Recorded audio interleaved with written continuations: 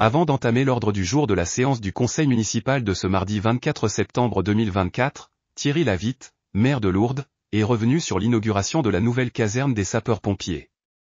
On aura remarqué qu'il a multiplié les remerciements notamment à l'adresse de l'État, du préfet, du sous-préfet et de leurs prédécesseurs, et surtout de Michel Pellieu, président du conseil départemental. On a constaté moins de moi-je dans l'intervention du premier magistrat lourdais. Mesdames et messieurs, bonjour. Bonsoir plutôt.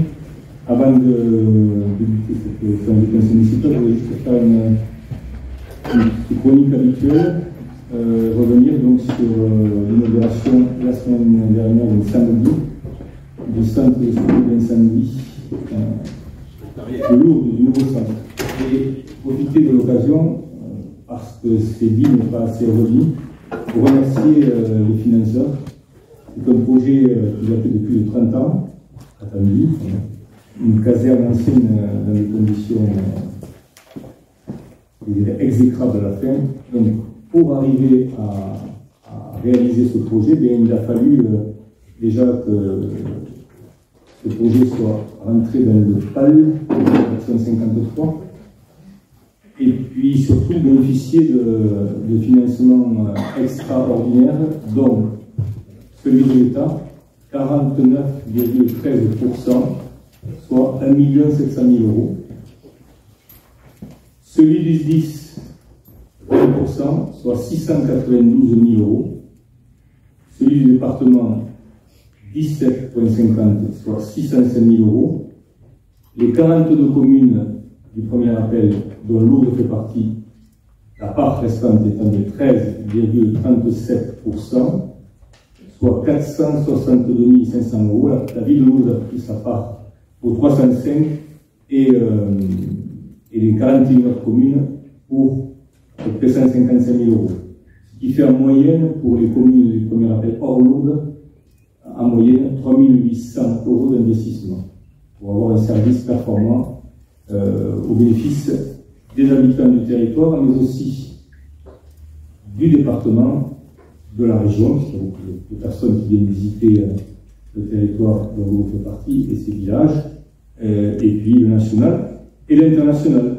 Donc nous avons aujourd'hui un bel outil, et je voudrais remercier particulièrement l'État, puisque le financement à hauteur pratiquement de la moitié est exceptionnel, donc c'est le plan Avenir Lourdes, je le répète.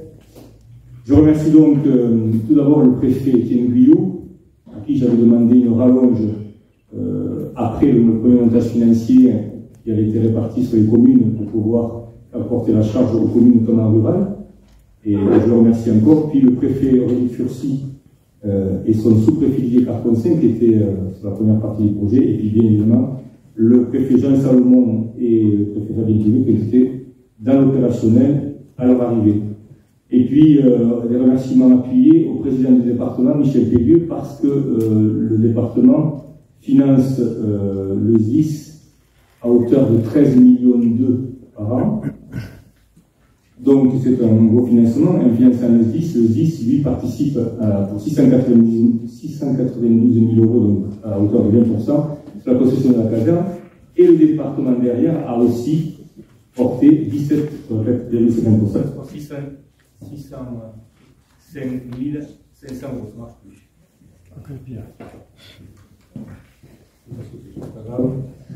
C'est reparti. Voilà, au total, donc, à peu près 3 500 000 euros pour ce même ouvrage, dont les professionnels que sont les sapeurs-pompiers, y compris les volontaires et les jeunes sapeurs, sont aujourd'hui heureux d'avoir à disposition au bénéfice donc du secours et de l'incendie, avec aussi une particularité. Personnellement, j'ai été très prégnant auprès du directeur du SDIS, Arnaud Fabre, ça recommence. Arnaud Fabre s'est engagé avec un travail de longue haleine, puisqu'il était venu rendre visite aux habitants du quartier, expliquer tout le projet. Donc Arnaud Fabre a clairement expliqué le projet, qui a été bien compris, et il y a une charte est établie, morale, éthique, sur les sorties et entrées des camions de pompiers, en évitant de sirènes et puis de créer une sorte de perturbation que les résidents, à mon avis, vivraient mal. Donc, ça, je remercie le CONEFAB qui a été, à son arrivée, très très dynamique dans la conduite du projet. Et puis, vraiment un remerciement à Michel Pellieu, qui nous a vraiment encadré ce projet l'État, et des remerciements appuyés à Thierry Danelon, qui était l'ingénieur du SDIS, qui a assuré tout le suivi et le montage de ce dossier très complexe au départ. Voilà pour cette caserne. Aujourd'hui, nous sommes dans l'action 53 du PAL, mais cette action est double, puisqu'elle engage aussi un centre de santé qui sera amené l'année prochaine sur la ville de l'eau. Ça, c'était l'action 53 du PAL.